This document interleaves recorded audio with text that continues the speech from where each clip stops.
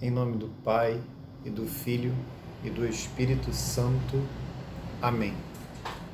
Ave Maria, cheia de graça, o Senhor é convosco. Bendita sois vós entre as mulheres, bendito é o fruto do vosso ventre, Jesus. Santa Maria, Mãe de Deus, rogai por nós, pecadores, agora e na hora de nossa morte. Amém.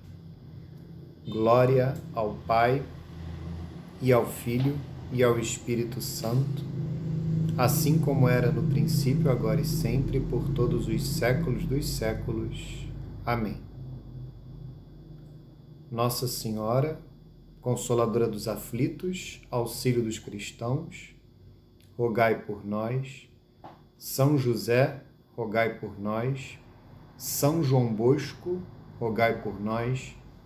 Santo Agostinho, rogai por nós. Santa Mônica, rogai por nós.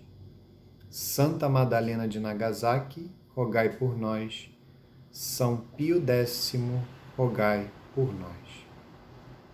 Em nome do Pai, do Filho e do Espírito Santo. Amém. Iniciaremos agora a última parte desta catequese sobre o quarto mandamento e como nós temos feito com relação aos demais mandamentos, e assim faremos até o fim, esta última parte é um apêndice mais centrado naquilo que nos ensina os catecismos mais, ou nos ensinam, perdão, os catecismos mais tradicionais. No caso, o catecismo romano, que é o catecismo do Concílio de Trento, e o catecismo de São Pio X.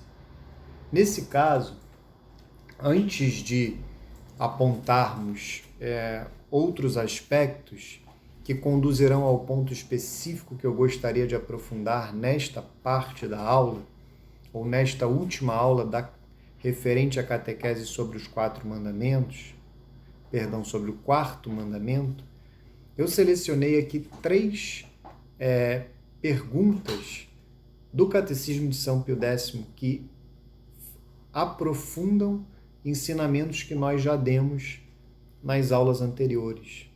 A primeira é um ponto que não está no catecismo atual, muito singelo, mas muito profundo, muito importante, que é justamente o modelo de família que nós temos na Sagrada Escritura, que nós temos no Evangelho. Na página 78 do seu catecismo, nesta edição lançada pela editora Permanência, na pergunta 404, São Pio X coloca o seguinte questionamento: Deu-nos Deus o modelo da família perfeita? Deus nos deu o modelo da família perfeita na Sagrada Família, na qual Jesus Cristo viveu sujeito a Maria Santíssima e a São José até os 30 anos, isto é, até quando começou a desempenhar a missão que o Pai Eterno lhe confiara de pregar o Evangelho. Então, vejam que São Pio X destaca, como não poderia ser diferente, a Sagrada Família como um modelo de família perfeita que todos nós temos na Sagrada Escritura. E vejam que anteriormente nós tínhamos inclusive mencionado um exemplo da Sagrada Família como uma das passagens da Sagrada Escritura que selecionamos para esta catequese. O Evangelho de São Lucas, no seu capítulo 2, versículo 51, coloca claramente ali bem no final do capítulo 2, em seguida é aquele episódio, aquele acontecimento em que nosso Senhor Jesus Cristo fica em Jerusalém, no momento em que seus pais retornam da peregrinação para Nazaré. É inclusive o 5º mistério que nós rezamos no Santo Rosário, nos mistérios gozosos, a perda e o reencontro com nosso Senhor Jesus Cristo no templo. No final deste acontecimento, São Lucas dirá o seguinte: em seguida desceu com eles a Nazaré e lhes era submisso. Isto que São Pio X expõe no seu catecismo que nós acabamos de ler está na Sagrada Escritura, como nós já vimos, lhes era submisso.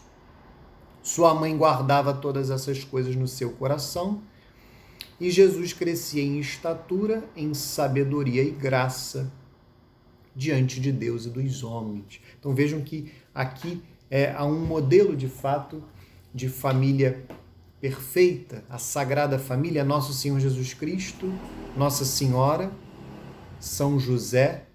Vejam que, ao mesmo tempo, Nosso Senhor Jesus Cristo era exemplarmente submisso a Nossa Senhora e a São José, cumpria com perfeição, evidentemente, o quarto mandamento, honrava seu pai e sua mãe, era submisso, como diz o Evangelho, a Nossa Senhora e a São José.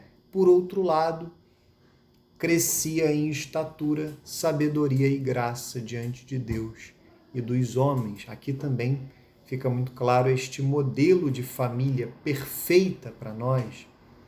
Nós que somos pais devemos educar os nossos filhos, prover o sustento dos nossos filhos em todos os sentidos, para que eles cresçam em estatura, crescimento físico, em sabedoria.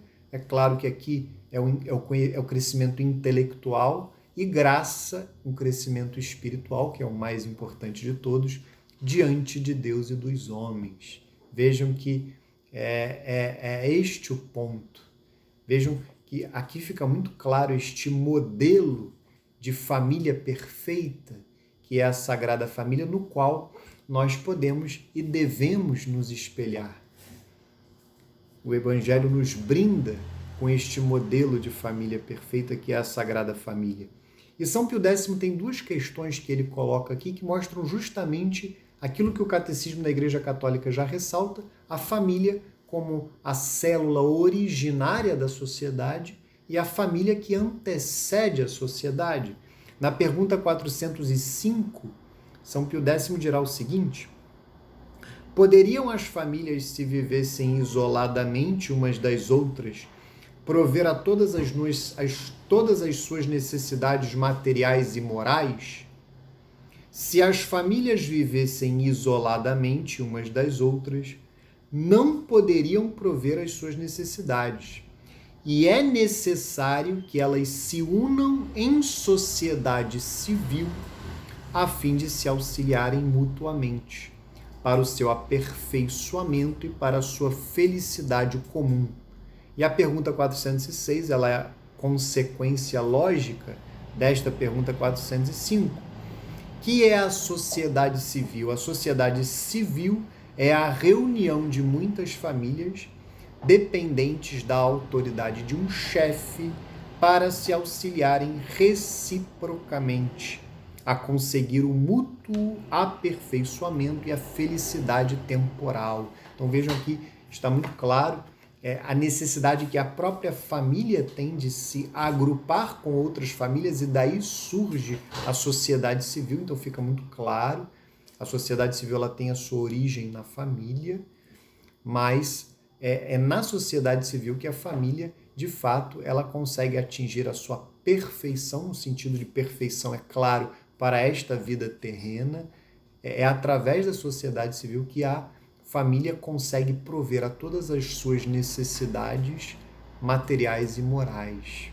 Isso é muito importante, que fique bem compreendido por todos nós, e que a sociedade civil, de fato, é esta reunião de diversas famílias. É isso que eu gostaria de destacar do Catecismo de São Pio X. Do Catecismo Romano, tem dois pontos que me parecem muito importantes. Nós falamos, em primeiro lugar, na primeira aula relacionada à catequese do quarto mandamento, do dever que os filhos têm, que honrar pai e mãe também significa o dever moral que os filhos têm de sustentar material e espiritualmente os seus pais quando eles estão na velhice, ou numa situação de solidão, ou numa situação de doença, ou em alguma outra situação de necessidade. Então, acabou que eu me detive mais naquele momento na necessidade de sustento material. Mas o catecismo romano, até mais do que o catecismo da Igreja Católica, o catecismo atual, digamos assim, ele menciona as obrigações espirituais que os filhos têm com relação aos pais no momento em que eles mais precisam, no momento em que eles se aproximam da sua morte, da sua passagem desta vida terrena para, se assim Deus permitir, a vida bem-aventurada com Deus no céu. É o que o Catecismo Romano, aqui na sua página 450 desta edição, é o que está escrito aqui. Os deveres da piedade filial devemos cumpri-los em todas as ocasiões, mas sobretudo quando os pais caem em doença perigosa. Cumpre-nos cuidar que nada se omita a respeito da confissão e dos mais sacramentos que todos os cristãos devem receber quando a morte está iminente. Procuremos que pessoas boas e piedosas os visitem com frequência, para os confortarem e aconselharem quando enfraquecidos na fé, para os levarem à esperança da vida eterna quando já se acham em boas disposições, de sorte que ponham toda a sua alma nas mãos de Deus, depois de tê-la desapegado das coisas humanas. Sendo assim venturosamente acompanhados pela fé, esperança e caridade, tendo o socorro da santa religião, nossos pais não só não temerão a morte, que é realmente inevitável, mas até a julgarão desejável, porque franqueia o acesso para a eternidade. Por último, presta-se honra aos pais quando falecidos, fazendo-lhes os funerais, promovendo com dignas exéquias, preparando uma honesta sepultura, garantindo os sufrágios e missas aniversárias, executando fielmente suas declarações de última vontade. Vejam que aqui o Catecismo Romano, de maneira muito boa, brilhante, até profunda, elenca todas as obrigações dos filhos no campo espiritual. Vejam que da mesma forma que os pais sustentaram os seus filhos materialmente, mas também os ensinaram, ou deveriam ter ensinado o caminho do céu, os ensinaram as verdades da fé católica, os ensinaram a viver de acordo com o Evangelho, viver de acordo com a lei natural, com a ordem moral. Este é um dever gravíssimo dos pais, o dever de educarem os seus filhos. Vejam que quando os pais estão velhos, quando os pais estão doentes, estão sós, quando os pais se aproximam da sua morte, os filhos devem retribuir tudo que os seus pais fizeram neste campo. Os filhos devem sustentar não somente num sentido material os seus pais, mas devem também sustentá-los espiritualmente. Fazer de tudo para que eles recebam os sacramentos, fazer de tudo para que eles sejam bem aconselhados por pessoas piedosas, permitir, depois da sua morte, que eles tenham um digno funeral, que sejam celebradas as missas aniversárias, permitir que as suas disposições de última vontade sejam cumpridas, né? É isto que os filhos fazem quando abrem os inventários dos seus pais. Fazer de tudo para que os pais, em primeiríssimo lugar, morram em estado de graça, morram em amizade com Deus. É isso que o Catecismo Romano destaca muito bem, este dever. O Catecismo da Igreja Católica até menciona, mas o interessante do Catecismo Romano é que ele aprofunda, ele elenca, fala de cada um dos deveres que os filhos têm com relação aos seus pais neste campo. Isso é muito interessante, isso é muito importante. E vejam que depois, num outro assunto, o Catecismo Romano também ressalta algo que no catecismo atual não fica tão claro. Quando se fala das outras autoridades a quem nós devemos honrar, o catecismo da Igreja Católica ele até cita, ele até menciona as autoridades eclesiásticas, mas não aprofunda tanto, ele se aprofunda mais no que se refere à obediência devida ao dever de honrar as autoridades civis. Já o Catecismo Romano, ele não deixa de falar das autoridades civis, mas ele começa e aprofunda muito o dever que nós temos de honrar as autoridades eclesiásticas, que sem dúvida nenhuma é muito mais importante do que o dever que nós temos, e que é um dever de fato muito importante, um dever grave de honrar, de respeitar, de obedecer às autoridades civis. Mas antes deste dever, para nós fiéis católicos, vem o dever de honrarmos, respeitarmos, reverenciarmos, obedecermos às autoridades eclesiásticas. É isso que o Catecismo Romano fará na sua página 451. Logo depois desta parte que eu li, o Catecismo Romano aprofundará esta questão muito bem e dirá o seguinte: devemos, no entanto, honrar não só aqueles que nos deram a vida, mas também os que merecem o nome de pais, como são os bispos, sacerdotes, reis, príncipes, magistrados, tutores, curadores, mestres, educadores, anciãos e outras pessoas de igual condição. Todos eles são dignos, uns mais e outros menos, de tirar proveito de nossa caridade, de nossa obediência, de nossa fortuna. Vejam que aqui o Catecismo Romano deixa muito claro que, em primeiríssimo lugar, depois dos pais, vem o nosso dever de honrar as autoridades eclesiásticas. Em primeiro lugar, ele coloca os bispos e os sacerdotes, antes mesmo dos reis. Isso é muito significativo. E no parágrafo seguinte, ele começa a falar dos bispos. Dos bispos e outros superiores eclesiásticos está escrito: sacerdotes que desempenham bem o seu ministério são dignos de honra dobrada, mormente os que se afadigam em pregar e ensinar. Na verdade, quantas provas de amor não deram os Gálatas ao apóstolo, no caso São Paulo, é claro. Ele próprio lhes rendeu grande preito de gratidão quando escrevia: posso assegurar-vos que, se possível fora, até os próprios olhos teríeis arrancado para me fazer de presente deles. Vejam que logo após um parágrafo dedicado aos bispos, o Catecismo Romano falará dos sacerdotes, dos presbíteros. Aos sacerdotes devemos proporcionar-lhes o que for necessário para a sua manutenção. Por isso perguntava ao apóstolo: quem vai jamais à guerra e custeia-se a si mesmo? E no Eclesiástico está escrito: honra os sacerdotes e purifica-te do pecado pela oferta das espáduas. Dá-lhes como te foi mandado a parte das primícias e da expiação. Deve-se-lhes também obediência, conforme ensina o apóstolo. Obedecei aos vossos superiores e sujeitai-vos a eles, pois eles estão vigilantes como quem há de dar contas de vossas almas.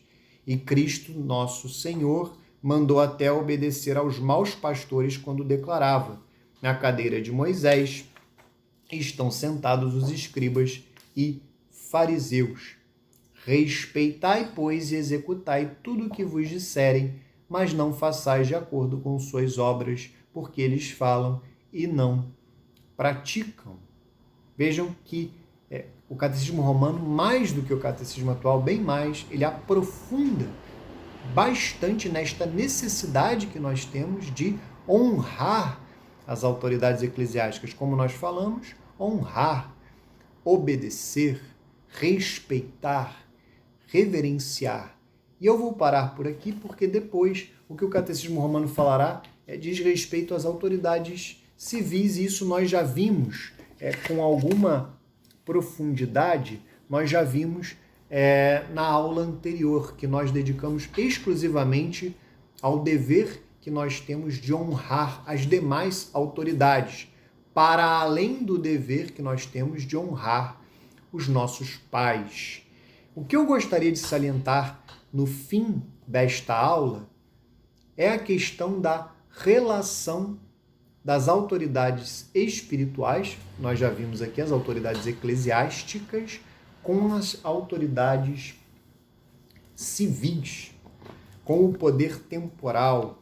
Nós poderíamos falar a relação do poder temporal com o poder espiritual, né?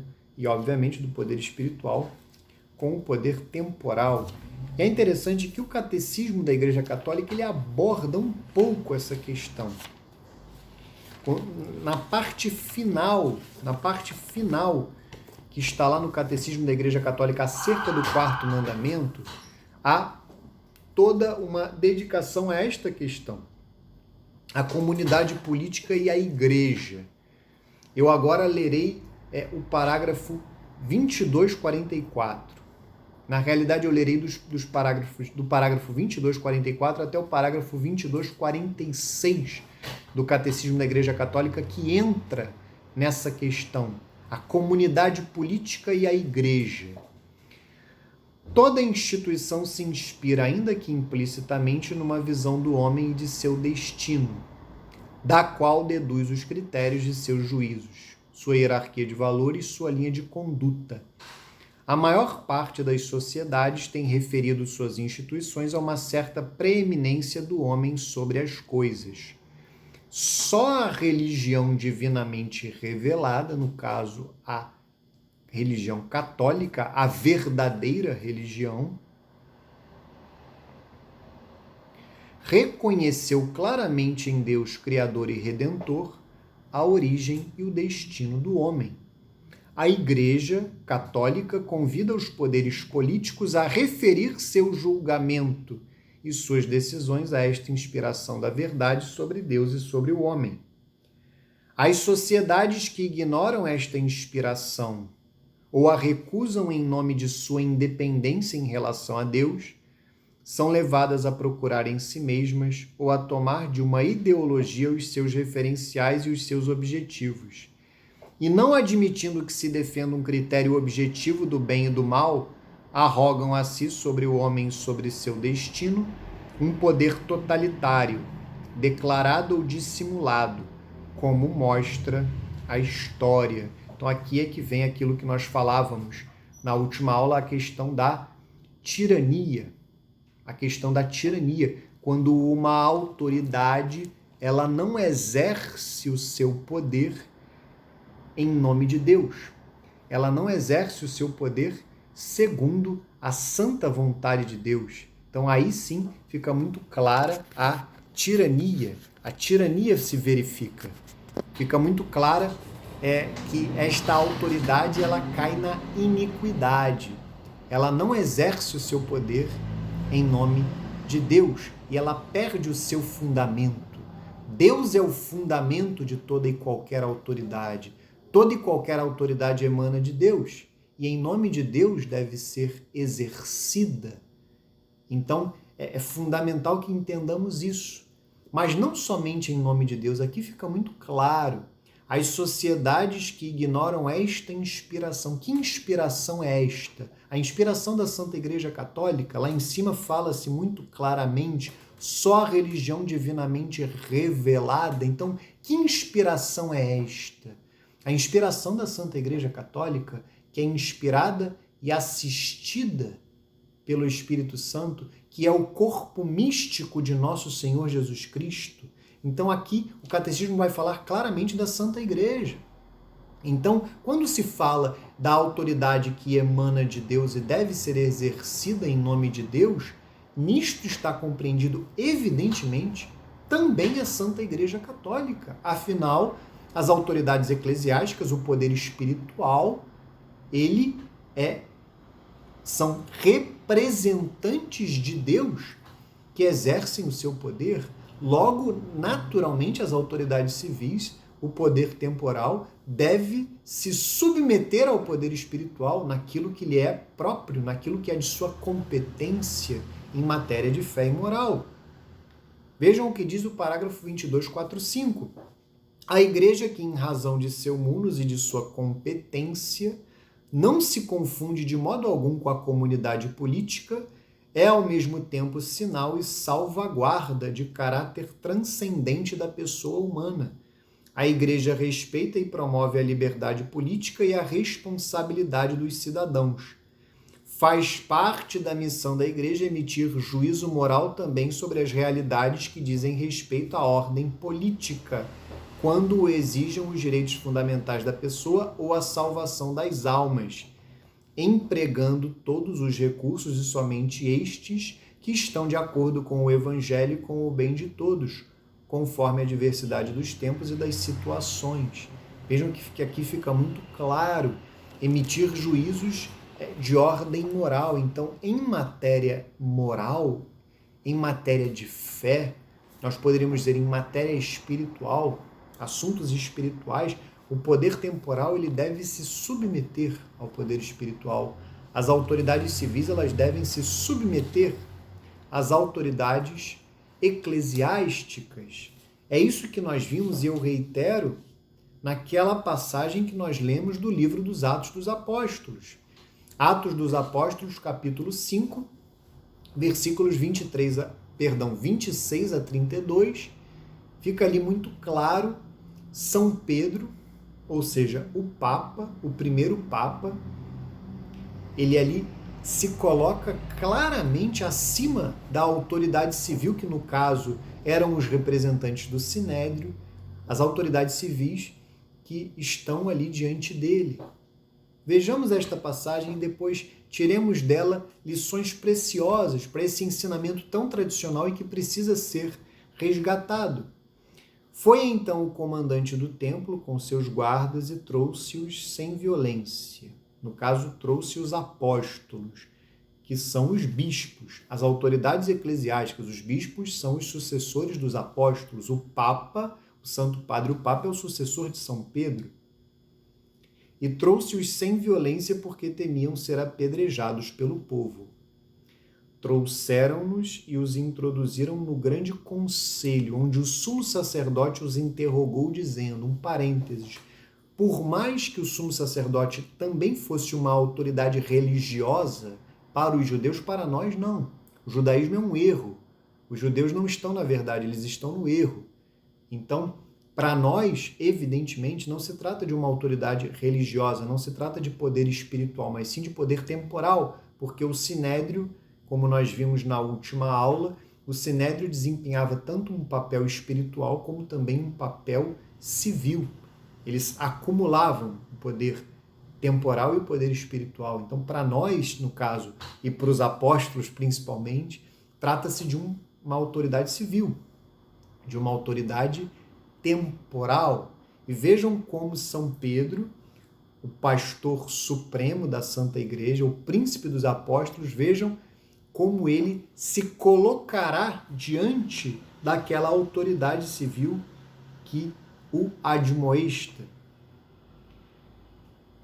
O sumo sacerdote os interrogou, dizendo, versículo 28, do capítulo 5 do livro dos Atos dos Apóstolos, expressamente vos ordenamos que não ensinasseis nesse nome, no nome de nosso Senhor Jesus Cristo. Então, o que estava aqui era a determinação, a ordem que nosso Senhor Jesus Cristo havia dado aos apóstolos de que eles pregassem o Evangelho, de que eles anunciassem o Evangelho.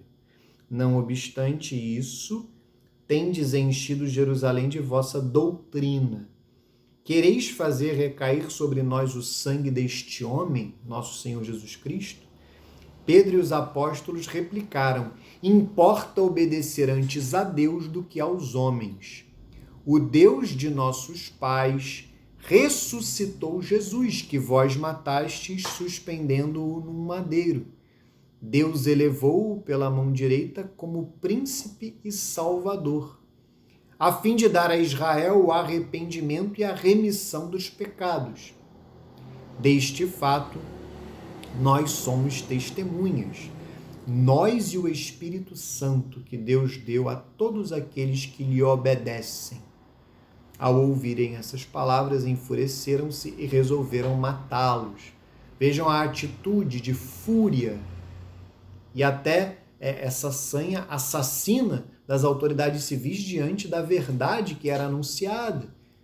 E vejam que São Pedro ali, ele colocou aquele princípio que eu mencionei na última aula: importa antes obedecer a Deus do que aos homens. Este é um princípio fundamental que norteia o quarto mandamento, o exercício, o bom cumprimento do quarto mandamento. Mas além disso, para além disso, São Pedro também fala como príncipe dos apóstolos. Ele se coloca aqui como uma autoridade eclesiástica, legitimamente constituída por Nosso Senhor Jesus Cristo e para quem Nosso Senhor Jesus Cristo deu uma autoridade. E ele diz claramente que ele se coloca acima da autoridade civil em matéria de fé e moral, no que diz respeito a assuntos espirituais, no que diz respeito à salvação das almas. Além de obedecer Nosso Senhor Jesus Cristo, o próprio São Pedro e os apóstolos foram revestidos de uma autoridade. E cabia naquele momento, e cabe hoje e sempre, que a autoridade civil, que o poder temporal se submeta ao poder espiritual, à autoridade eclesiástica nesse ponto. Isso fica muito claro na conclusão do Evangelho de São Mateus. Fica muito evidente essa autoridade que Nosso Senhor Jesus Cristo dá aos apóstolos. Evangelho de São Mateus, capítulo 28, versículos 16 a 20. Os 11 discípulos foram para a Galileia, para a montanha que Jesus lhes tinha designado. Quando o viram, adoraram-no. Entretanto, alguns hesitavam ainda. Mas Jesus, aproximando-se, lhes disse, vejam aqui muito claramente: toda a autoridade me foi dada no céu e na terra. Vejam, Nosso Senhor Jesus Cristo fala da sua autoridade, e ele dá esta autoridade ao poder espiritual, às autoridades eclesiásticas, no caso aqui os apóstolos, São Pedro, o Papa, e os apóstolos, os bispos em comunhão com ele. Vejam que São Judas estava aqui, mas Judas Iscariotes, o traidor, já tinha se matado. Então aqui estava São Pedro, o Papa, e os bispos em comunhão com ele. Nós poderíamos usar esta expressão. Aqui Nosso Senhor dá a sua autoridade aos 11. E depois, e ensinai a todas as nações, batizai-as em nome do Pai, do Filho e do Espírito Santo. Ensinai-as a observar tudo o que vos prescrevi. Eis que estou convosco todos os dias até o fim do mundo. Aqui fica muito claro. Nosso Senhor Jesus Cristo, ele fala da sua autoridade, ele confere esta autoridade, ele dá esta autoridade aos apóstolos, ele dá esta autoridade a São Pedro, ao Santo Padre, o Papa, e aos bispos em comunhão com ele, aos demais apóstolos. Ele concede esta autoridade, este poder e esta missão. E depois, e ensinai a todas as nações, batizai-as em nome do Pai, e do Filho e do Espírito Santo. E aqui é interessante, quando se fala de nações, é evidente. Isto diz respeito a todo e qualquer ser humano que é chamado a ser um fiel católico. Todo ser humano é chamado a ser um fiel católico. Todo ser humano é chamado a se converter à fé católica, fora da qual não há salvação. Mas isto também diz respeito às nações. Isto também diz respeito às sociedades. Isto também diz respeito, para usar uma linguagem mais atual, que não é a melhor, isto também diz respeito aos estados. As sociedades também devem ser católicas. Os estados devem ser católicos. O que significa isso?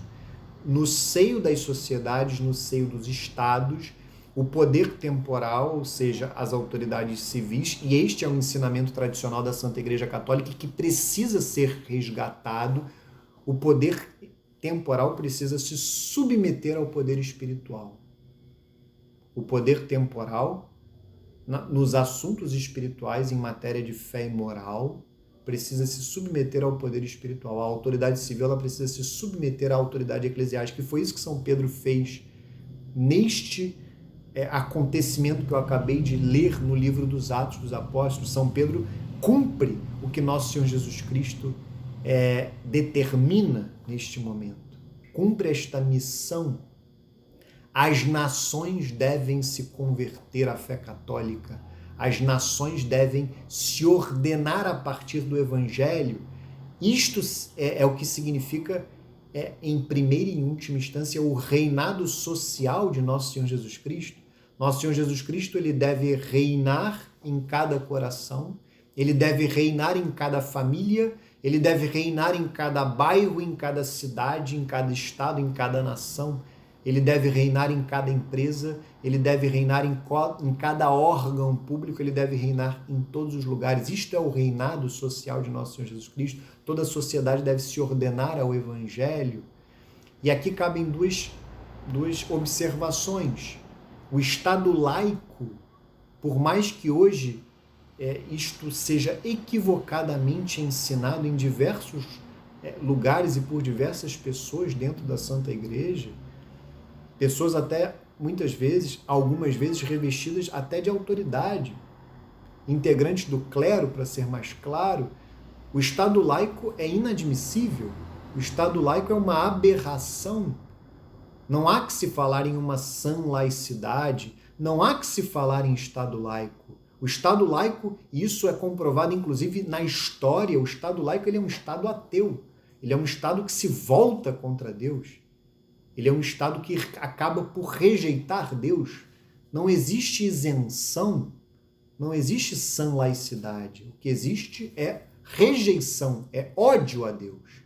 Ou o Estado é católico, ou a sociedade é católica, ou o poder temporal se submete ao poder espiritual, ou necessariamente o poder temporal rejeitará o poder espiritual. O poder temporal rejeitará Deus, rejeitará a fé católica. É isso o que a história mostra. Sempre que o Estado pretendeu ser laico, ele na realidade foi um Estado que odeia a fé católica na história, que rejeita, que persegue, que vira as costas para Deus, para o Deus unitrino, Pai, Filho e Espírito Santo. Essa é a primeira observação. O católico, o fiel católico, ele deve rejeitar o Estado laico como uma aberração, como algo inadmissível. E uma outra observação que cabe também, tenho ouvido de algumas pessoas que não deveríamos falar, mesmo que isso seja correto, mesmo que isto seja a verdade, mesmo que isto seja o ensinamento tradicional, essas pessoas até concedem que esta é a verdade, o ensino tradicional da igreja de fato fala do reinado social de Nosso Senhor Jesus Cristo, fala do Estado católico, da sociedade católica. Algumas pessoas dizem equivocadamente que nós não deveríamos falar sobre isso porque estamos muito distantes desta realidade, e isso é uma verdade. Falar hoje de uma sociedade católica, falar hoje de um Estado católico, falar hoje do reinado social de Nosso Senhor Jesus Cristo, sem dúvida alguma, é falar de algo do qual nós estamos muito distantes. Mas então nós não devemos também falar da santidade, porque, desgraçadamente, a maior parte de nós, a imensa maioria dos fiéis católicos, aí eu nem me refiro às pessoas que estão fora da Santa Igreja Católica, a imensa maioria dos fiéis estão muito longe da santidade. Então não devemos falar da santidade? Não devemos falar da vocação universal à santidade?